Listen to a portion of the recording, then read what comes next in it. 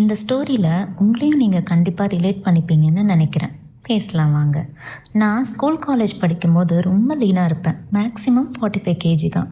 அந்த டைமில் நிறைய பேர் என்னை பார்த்து ஓனா மாதிரி இருக்கன்னு சொல்லுவாங்க. அப்போ அதெல்லாம் பாடி ஷேமிங்னு கூட எனக்கு தெரியாது. அதுக்கப்புறம் ஒர்க் போக ஆரம்பித்தேன். Night shift, food habits change ஆகி கொஞ்சம் வெயிட் போட்டுட்டேன். ஒரு தடவை கொடைக்கானல் ட்ரிப் போயிருந்தோம். போட் ரைட் போகிறப்ப 4 பேர் தான் ஏறணும். அப்போ என்னோட கொலீகில் ஒருத்தர் சிரிச்சுக்கிட்டே, நீ ஏறுனா போட் கவுந்துடும்னு சொன்னாங்க. அந்த நிமிஷம் எனக்கு ரொம்ப கஷ்டமாக இருந்துச்சு. வெளியே சிரித்த மாதிரி காட்டினாலும் உள்ளுக்குள்ளே ஹர்ட் ஆயிட்டேன். அப்போ தான் நான் கண்டிப்பாக வெயிட் குறைக்கணும்னு முடிவு பண்ணேன். கோவிட் டைமில் எஃபர்ட் போட்டு வெயிட் ரெடியூஸ் பண்ணேன். சில வருஷம் கழித்து அதே ஆஃபீஸ் ஃப்ரெண்ட்ஸை ஒரு மேரேஜ் ஃபங்க்ஷனில் மீட் பண்ணேன். இந்த தடவை அவங்க சொன்னது என்ன தெரியுமா? ஏன் இவ்வளோ ஒல்லி ஆயிட்ட, முன்னாடி தான் அழகாக இருந்த. அப்போ எனக்கு ஒரு விஷயம் புரிஞ்சுது. நம்ம சொசைட்டிக்கு நாம் எப்படி இருந்தாலும் ஒரு கமெண்ட் இருக்கும். லீனாக இருந்தாலும் பேசுவாங்க, வெயிட் போட்டாலும் பேசுவாங்க, வெயிட் குறைச்சாலும் பேசுவாங்க.